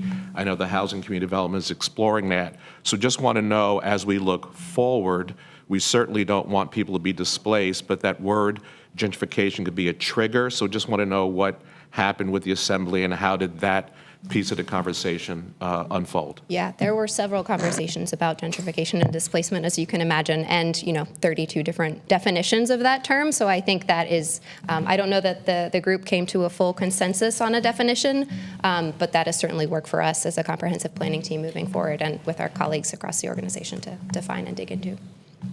Madam Mayor. Yes. Just a comment on that. Going forward, I guess in the final product, if we can have those definitions outlined within, I think it'd be extremely helpful. So that way everyone is reading from the same sheet music. So that would be my recommendation. So if there's any thoughts amongst that group, please pass it on to staff, because this is still in process as we move forward. And I just want to thank everyone who did participate. Thank you for being engaged, giving up your time, your Saturdays, and things of that nature. And I want to thank the staff for your work and continuing this process. And hopefully this is just not the last time, but the beginning of us trying to use this type of engagement throughout as we move forward, not just in planning, but maybe in some of our other departments as well, with some of our very complex ideas and solutions. Again, just thank you, and I look forward to supporting us moving this forward. Thank you. Okay. I think that's all the questions. Do we need to? Yep. I move for approval. Second. All right. All in favor of the motion, aye. Aye. All opposed? Thank you. Thank you so much. And the next item is the long-awaited project update on the former DMV site. So we have Ken Bowers from Planning and Development here to bring us up to speed on what's been happening at the site. Thank you, Marshall. Ken Bowers from Planning and Development. Before I get started, I'd just like to recognize that although I'm the person at the podium, there were many hands involved in preparing this presentation, and my colleagues from Engineering Services and Community Engagement contributed a lot of the content and are here to answer any questions that may come up that they can answer better than I. So we're giving you an update today, not asking for a vote on anything. Towards the end, we'll be presenting what we view as the next steps, and it'll be appropriate to receive any feedback on those. The rest of it is an update on kind of some of the nuts and bolts, what's going on with the buildings on the site, what are some interim use we're going to be able to make of the site during the BRT construction, how we propose to activate the site until such time as it's ripe for development. We're going to do a bit of a deep dive on the market study that we commissioned to examine the prospects for development on the site, and then talk about an upcoming request for information that we'll be putting out. So the last time we were here was a little shy of a year ago, on June 17th, 2025, and at that point we talked about many of the same topics. We talked about the demolition and abatement schedule for the buildings. Community engagement gave an update on the conclusion of the project working group and community outreach process. And then we gave an update on what was forthcoming with the market study and the preliminary work staff had done to try to determine what might be viable on the site, and to talk about how the RFP process might go down. So today we're giving some updates. We're about halfway through the demo process. The original target was for it to be done in July. Now that we've gotten into the building, there's been some additional time added because some additional material was discovered between the building floors, so the abatement taking a little longer, not unexpected in a project such as this for a very old building. But we're about 50% completion for both interior and exterior on the abatement, and we anticipate that the demo work will be wrapping up at the end of November. Next topic is the site is really well located to serve as a laydown area for the construction of the New Bern Avenue bus rapid transit facility. So It provides a great location, kind of central along the corridor, to store construction materials and move things in and out. And staff and engineering services have identified a location along the New Bern and Tarboro Road frontages. Why here? This was specifically to keep it away from the residential uses that surround the property. So as you get further south along Tarboro, there's a number of single-family houses along State Street. So this keeps this use away from those residential areas, and so it'll be less disruptive.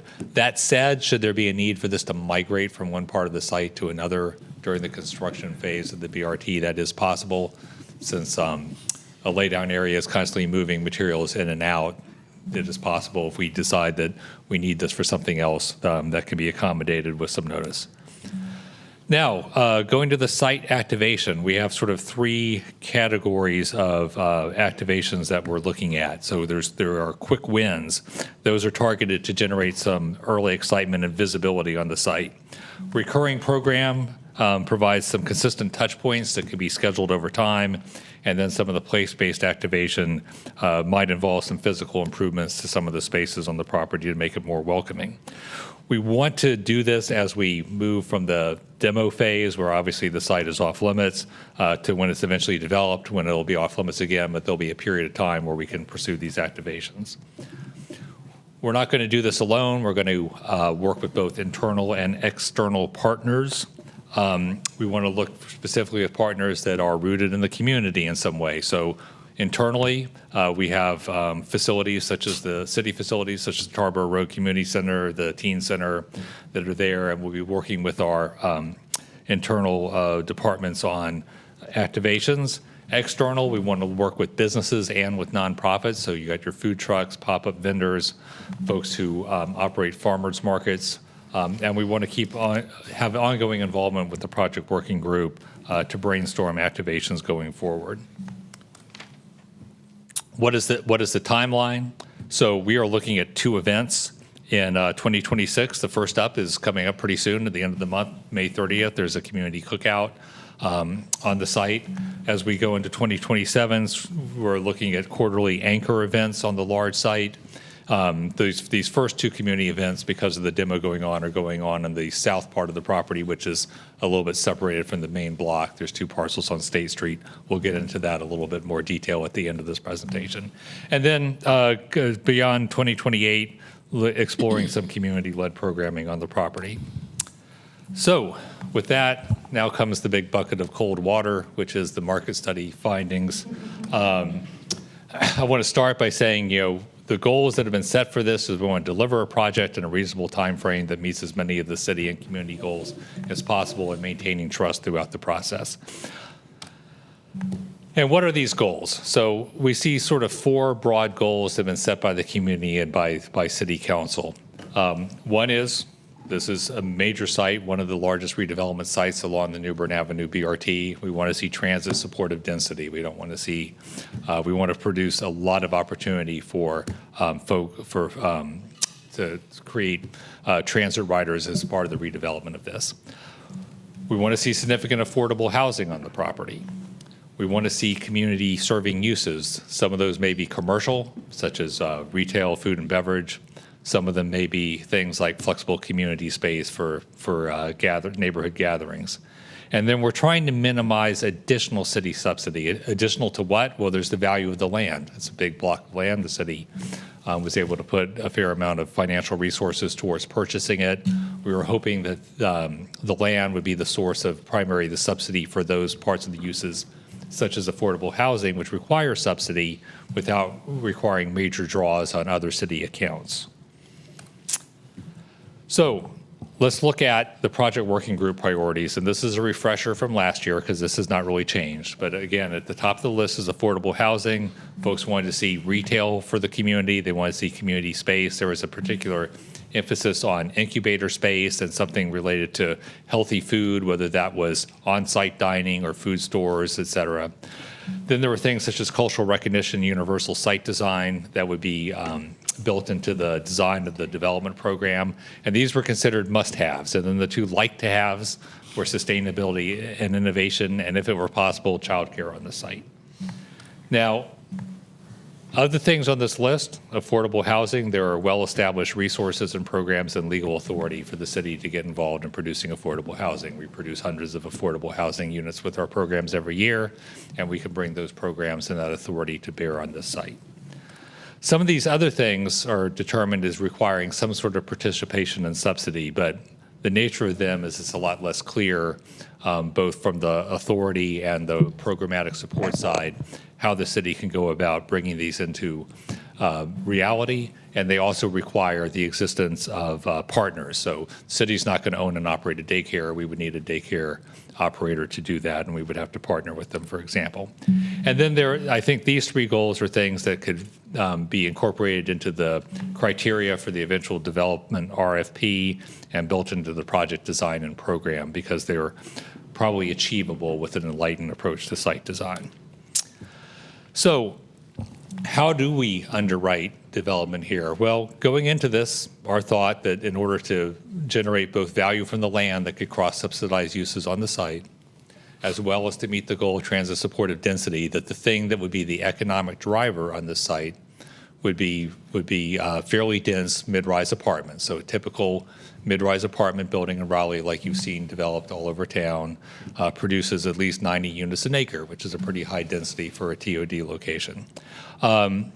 Unfortunately, where we are in the market today is there's a glut of multifamily supply and still relatively high construction pricing and high interest rates, such that projects such as, say, the Acorn or the Lincoln Apartments, if we were to pursue those types of prototypes on this site, what the RCLCO findings, our market consultants said, is that they would produce a negative land value. That means that when you look at the all-in cost of producing the building versus its value once it's stabilized, that means that it's fully leased, that you would have to not only give the land away to the use, but provide additional subsidy for that development to pencil. What really produces land value in the current market is lower density products, primarily townhouses.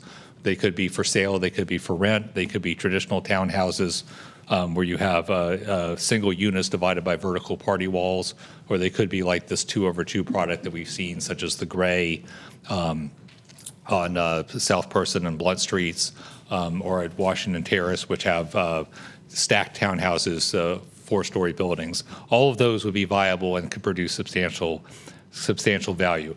Ground floor retail, there is a need for retail in this neighborhood, and the market study identified that as a need and something for which there's market support. But in terms of the rents that retail at this location could support, they would not fully underwrite new construction and require some sort of cross-subsidy within the project to be viable. And this is summarized in this matrix: very strong support for the lower density, strong demand for mid-rise multifamily, but weak financial feasibility. Same thing, neighborhood services, strong demand for neighborhood services for food and beverage, only moderate financial feasibility. So with that, we had the architects on the project, LS3P, do some modeling that was then plugged in, some physical modeling as to what would fit on the site. And they came up with 3 scenarios, which were then put into the financial model. So this option shows if we were able to get a 9% tax credit to underwrite the affordable component of the project, and I must say that 9% is very competitive, and we might go through several funding cycles and come up dry. So it's a risky thing, it's a risky basket to put your eggs in, but it is out there. You could do a moderately sized 9% project of 60 affordable units, fill out the southern half of the property with townhouses, and do 209 market rate apartments on the north side. This would have a total of 300 parking spaces, and that mid-rise building would be a mixed-use building that could then provide up to 20,000 square feet of retail and community space. The more sure bet for tax credit projects, and what's the bread and butter of our affordable housing production, is the 4% tax credit program. So to do 4%, you need a bigger building. So we're projecting 110 units on the southern part of the property, again, filling out the balance of the southern half with townhouses, and the same size market rate apartment building on the north side with the retail and a slightly larger number of parking spaces to accommodate the larger affordable building, based on the assumption that the Housing Finance Agency will want to see a certain amount of parking attached to that affordable housing building. And then the third one takes a different approach to the city's participation, which is what if the city took the parking out of the pro forma for the developer and built the parking as a form of providing some additional subsidy into the overall development program. That allows for a larger overall development, and with a larger overall parking allocation, and we'll talk about what the financial impacts of that are on the next slide. So, looking at the modeling, if we were able to do the 9% project, which again is a very risky thing to pursue because of the competitiveness of it, that could come out and be financially viable across the whole project. You see that there is $4.3 million of positive land value generated by the townhouses, which is more than enough to offset what is the negative values generated by the apartment building and the affordable housing. Absent 9% into the 4%, you can see that a very, very substantial city subsidy on top of essentially free land would be necessary to make that project viable. And if you look at the third scenario where the city builds the parking deck, that is a expensive undertaking. It's projected at $11.2 million. But on balance, it tips the multifamily building into positive territory. The amount of overall subsidy is a little bit less. Now, this last column says with and without project-based vouchers. That's what PBV stands for. Project-based vouchers are a way of improving the cash flow of an affordable project. They would require that Raleigh Housing Authority agree to allocate project-based vouchers into this project. So, what are the implications? Right now, the original ideas, all those four things we tried to achieve, are not market valuable, absent some pretty significant city investment in the property. Now, the caveat is that that's true for many sites. There are stalled mid-rise buildings all over town that have gotten their approvals but are not breaking ground in the current market environment. And we know that in the recent past, though, it was very profitable to build such buildings because they were being built all over town, and it's reasonable to think that there will come a day when a mid-rise apartment building is viable on this site, but we just don't know when that will be. So what can we do in the near term? Well, we could pursue the 4% tax credit project on a portion of the site. That's something that's less dependent on knowing the trajectory of market rents and private capital. We can also explore an alternative financing model to see if mixed income works on this property. And we can issue an RFI to gather insights that can help us time and craft an effective RFP process when the time is right. So we are proposing a combination of 2 and 3. The RFI is something that we just did for Moore Square. It's out with a due date of May 15th, so that's a week from Friday.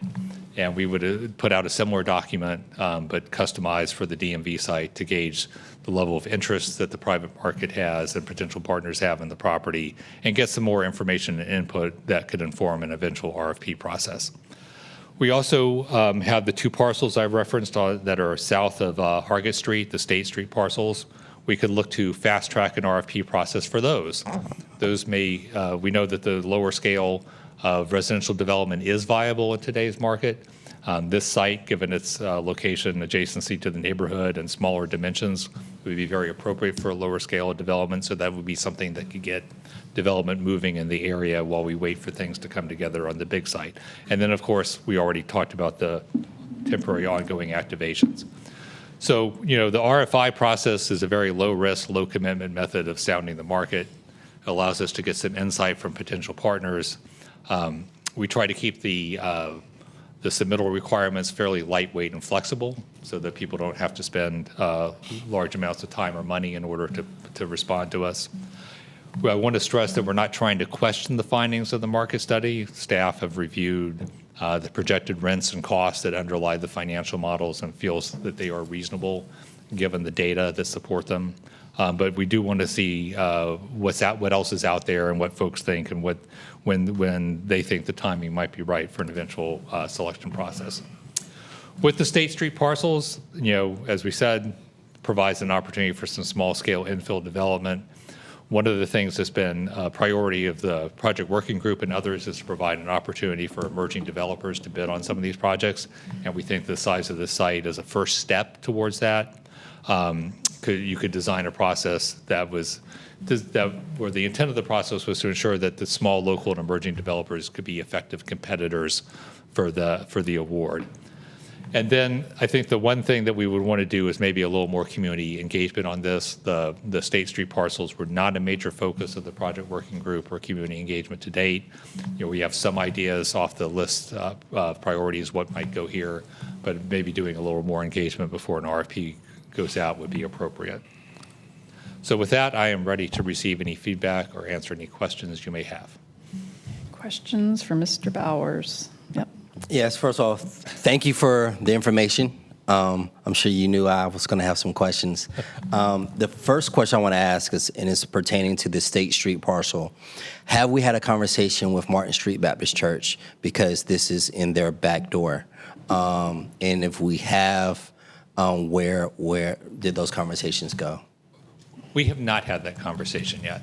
Okay, so. But I think that conversation would be appropriate. Yeah, I highly recommend that we have that conversation with them, because they may have some plans and there may be a partnership that may be there for that parcel there on State Street.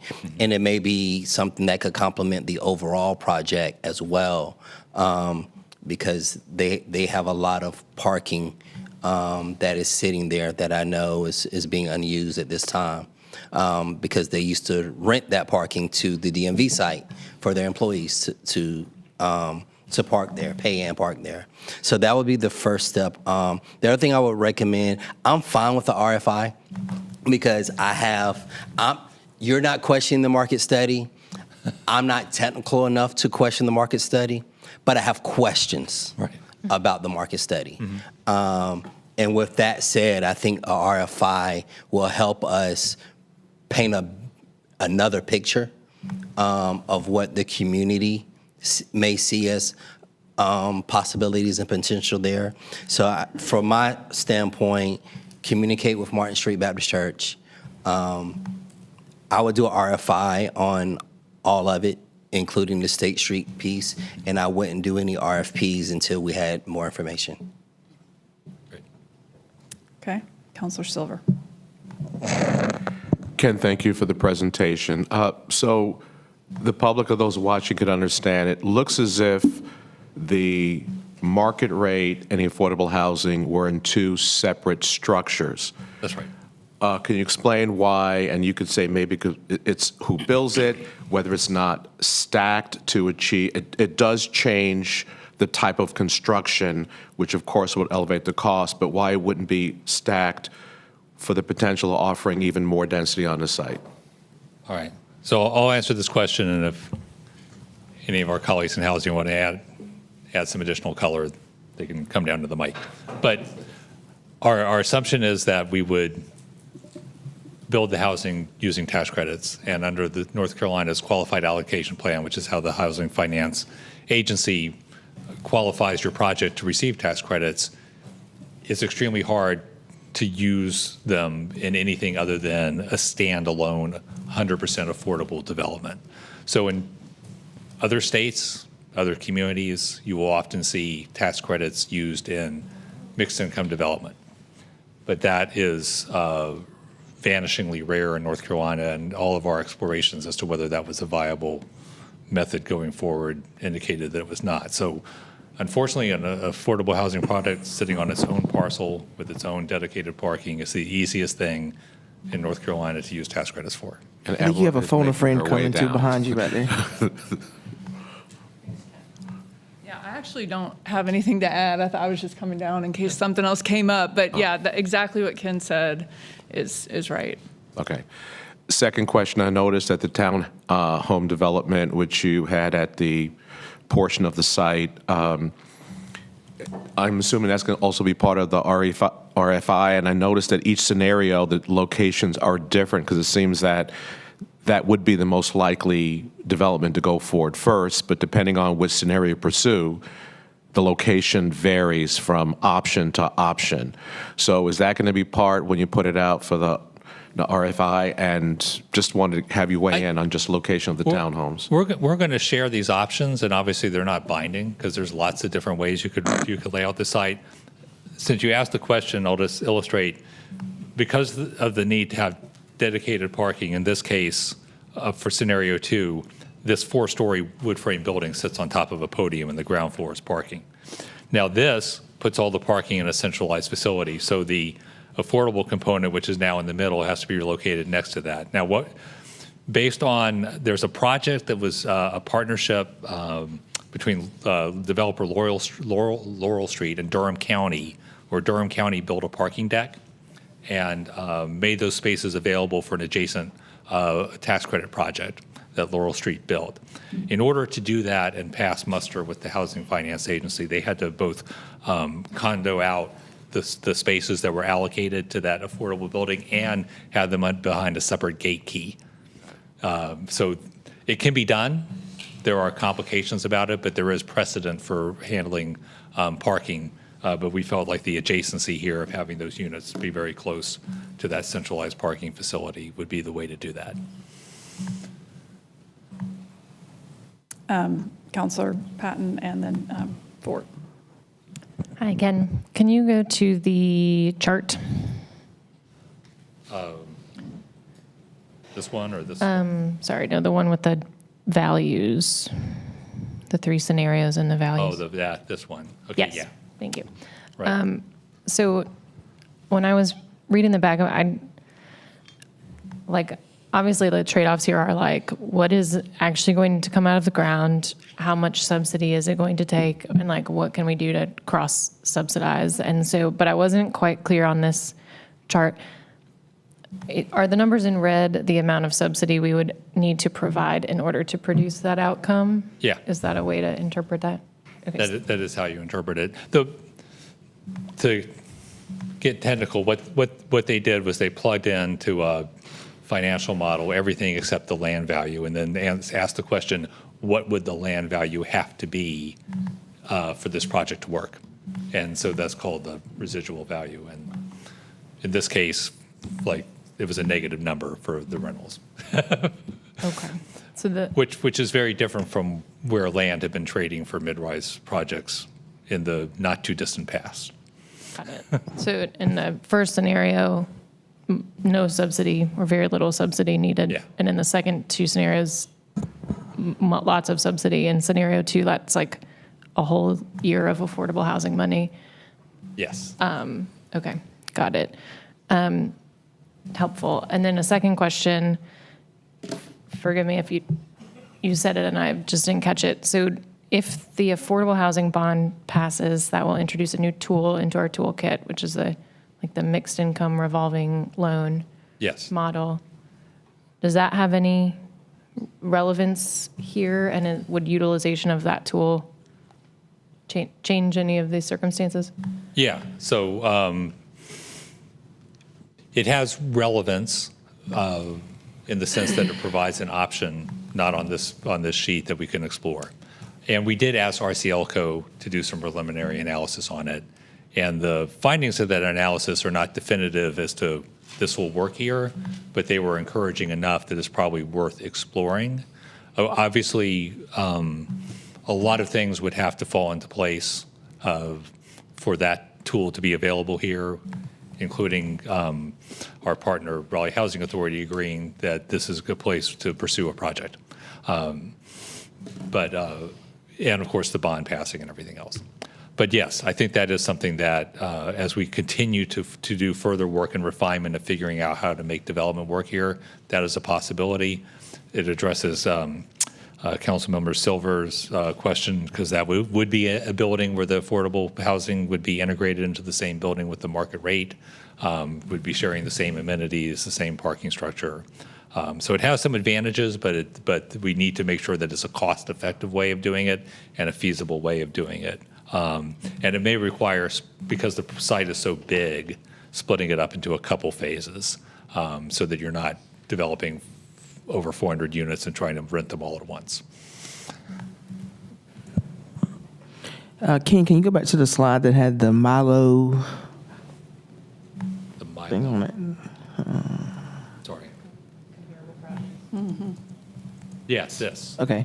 So is that what you're contemplating in scenario like 3A to fit there? What we're really contemplating is something more like the abode.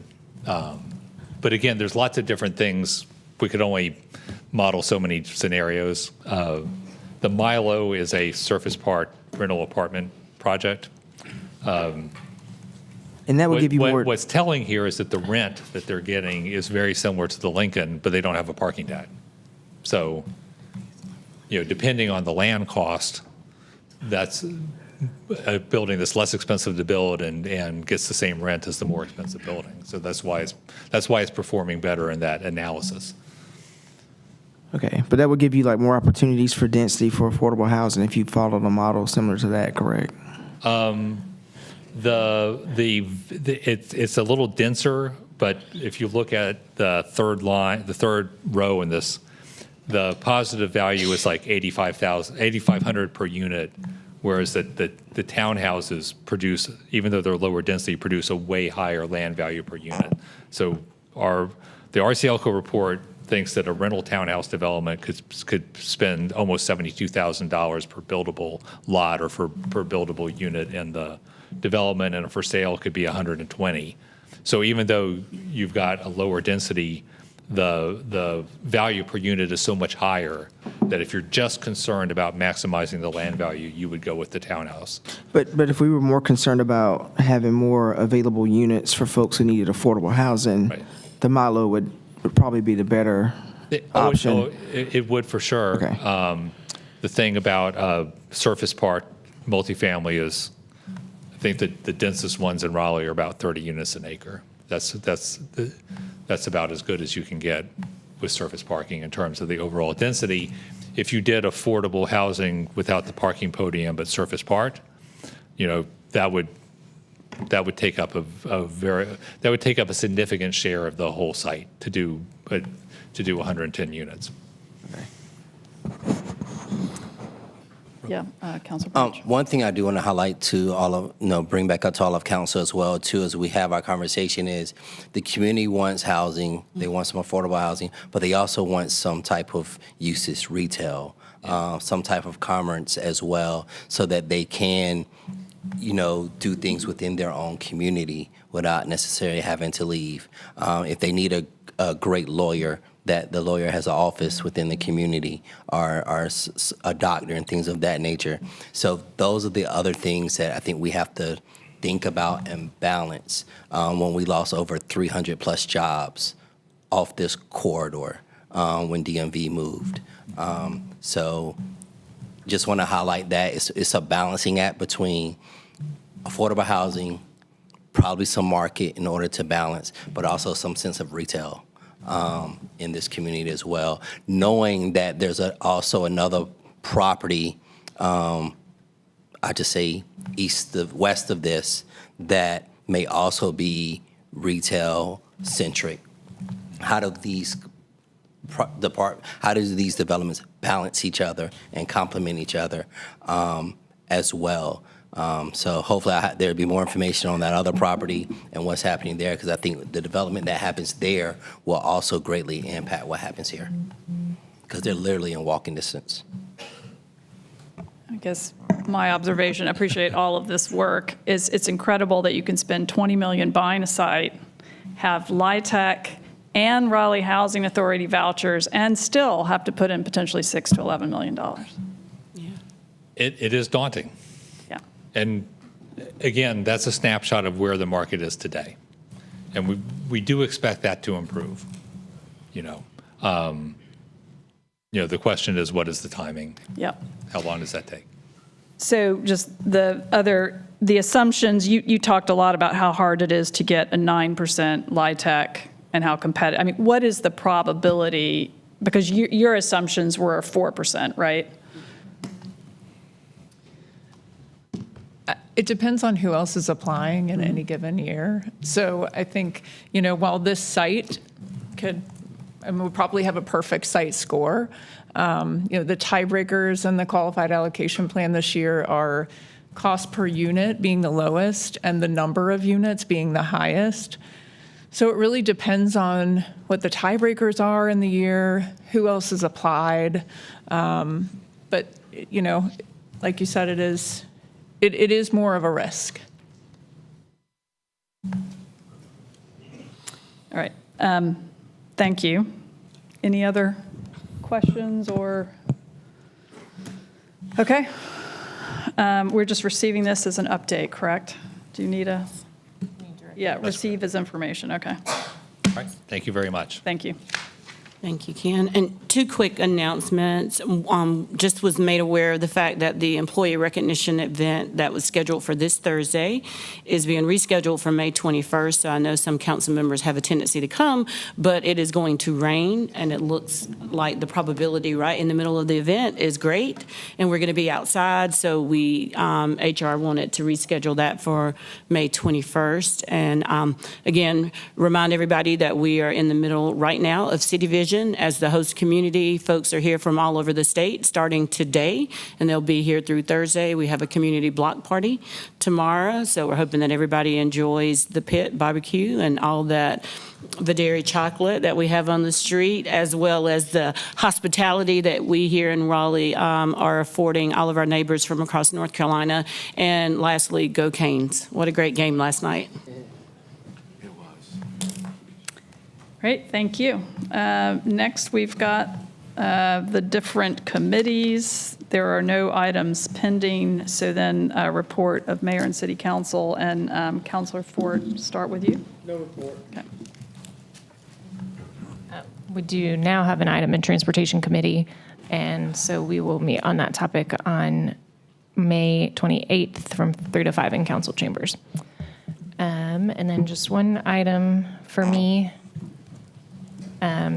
With Mother's Day approaching this weekend, it feels like a poignant moment to highlight just how unaffordable childcare can be for most families. Childcare costs can often exceed the cost of a mortgage payment, and roughly 80% of families are paying more for childcare than the 7% of annual income that's considered the marker for when childcare is one that you can afford. And I can certainly say for my own part that childcare costs played a role in my own family planning.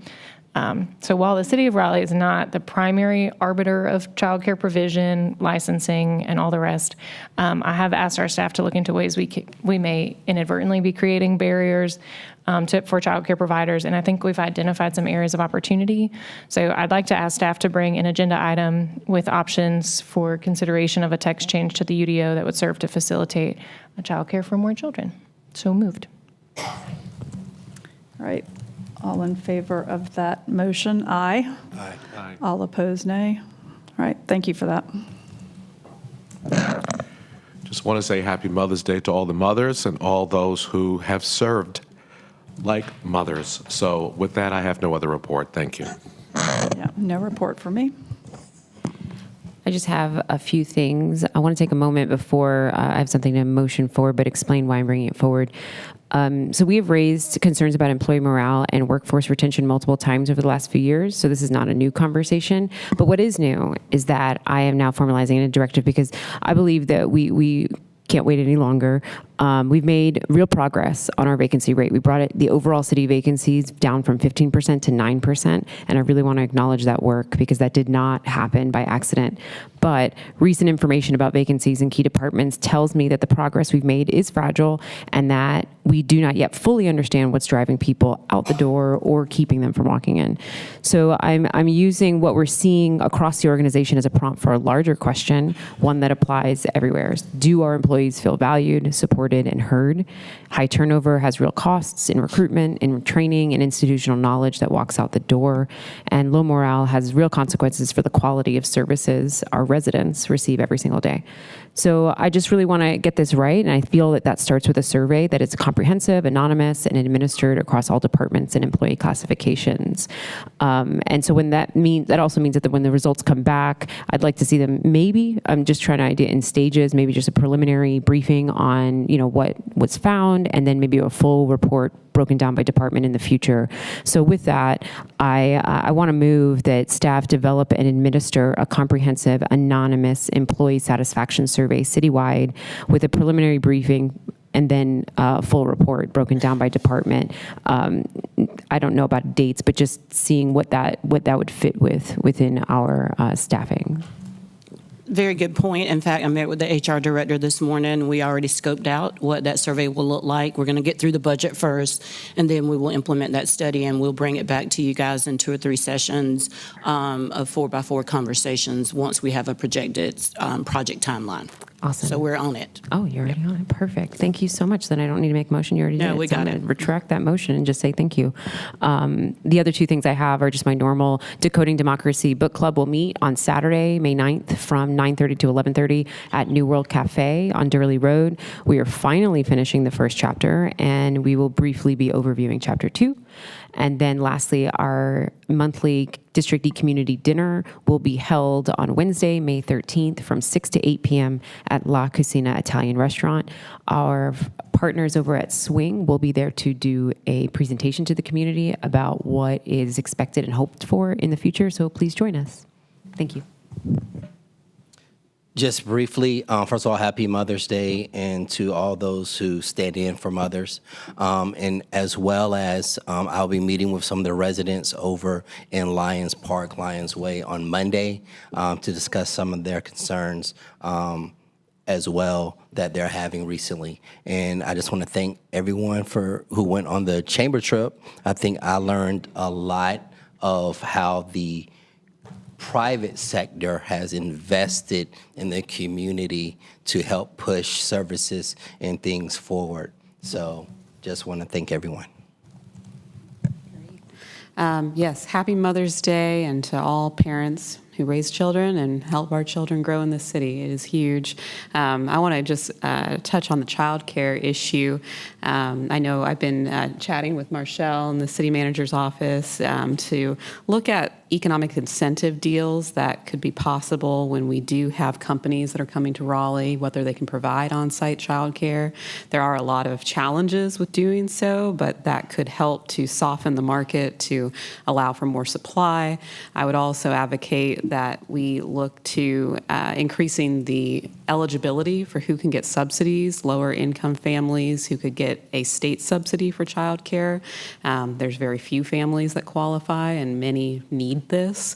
So this is just definitely on my mind. I do know how much it costs, and I'm about to incur that monthly cost in June every month for quite a while. So I also want to invite anyone who would like to come to the District D Neighborhood Alliance meeting. That will be on Saturday, May 16th at 9:30 a.m. at the Crowder Center. And finally, happy Bike Month. So for anyone who's getting out on a bicycle these days, I'm not, but someday, hopefully soon. She's not. I don't believe that. I'm not supposed to. But I did want to mention, unfortunately, I did hear of an incident of a cyclist being hit on Hillsborough Street. I do hope that they are okay. I just want to also ask in our city manager's update in a future report for any plans for Hillsborough Street improvements, for multimodal pedestrian bicycle safety. It's one of the best corridors in the city for connecting, a lot of young people especially who are out there on bikes, but still it's not a place where many people feel safe because they can be, unfortunately, doored or, there's so many things going on, especially close to NC State, and I'm just like to see any improvements that we can make in the near term would be huge. So thank you. Okay. Next, we have appointments. Yes, all right. First, we have Arts Commission, 2 regular vacancies. Jay Campbell received 1 vote. We had 2 nominations here. First, Councilmember Jones nominated Austin Favort, and Councilmember Harrison nominated Nardra Johnson. So those 3 names will come back on your next ballot for consideration for those 2 vacancies. Next is Bicycle and Pedestrian Advisory Commission, 1 regular vacancy. We do have 1 nomination by Councilmember Harrison for Elijah Geist. That will be coming back on your next ballot. Environmental Advisory Board, 1 regular vacancy. Councilmember Jones nominated Okiloe Okpoli, and Councilmember Harrison nominated Margot Schrift. So those names will be coming back on your next ballot. Next, Planning Commission, 1 regular vacancy. Devon Murray received 3 votes. Councilmember Silver nominated Sanford Baird, and Councilmember Harrison nominated Anna Willis. So those three names will be coming back on your next ballot. And lastly, under appointments, Substance Use Advisory Commission, one regular vacancy. Councilmember Jones nominated Jean Hammer. So that will be coming back on your next ballot. Jumping down to appointments, Police Advisory Board, we do have a couple removal requests. The chair of the Police Advisory Board submitted letters to remove an at-large member and an alternate member. Letters from the chairperson, which included attendance information, were included in the agenda materials. Should the council choose to uphold these removal requests, you could elevate one of your existing alternates. She was recently appointed, so not much attendance to report there, and that would create an additional alternate vacancy. Move to accept the removal request by the chair and elevate the alternate member. All in favor of that motion, aye. All opposed, nay. All right, that passes. All right, so those vacancies will be coming back. And then lastly, Stormwater Management and Advisory Commission, one regular vacancy. You do have a resignation from Marinelle Ubaldo. This member did not fill any qualifications that are not otherwise filled by another member based off the desired qualifications matrix that council has previously adopted. So that will be coming back. I'd like to add Dr. Zainab Alidina to the list, and her application is on file in Granicus. Sure, so that'll be coming back, and that's all. Thanks. All right, thank you. Report and recommendation of the city attorney. No report. All right, city clerk. Good afternoon, Mayor and Council. Your agenda materials included minutes from the April 21st meeting. Move for approval. Second. All in favor, aye. All opposed, nay. That passes. Thank you. Very much. All right, a motion is in order to enter into closed session pursuant to General Statute 143, 318, 11A3 to consult with the city attorney in order to preserve attorney-client privilege, and General Statute 143, 318, 11A6 to consider the qualifications, competence, performance, character, fitness, conditions of appointment, or conditions of initial employment of an individual public officers or employees or prospective public officers or employees. So moved. Second. All in favor, aye. All opposed, nay, and we will go into closed session.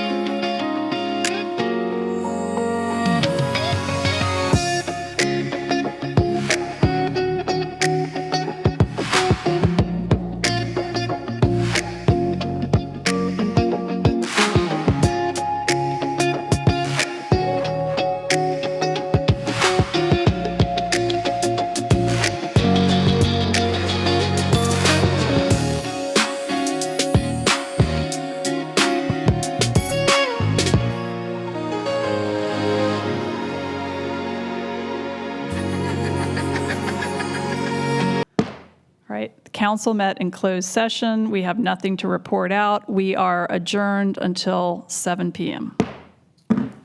Thank you.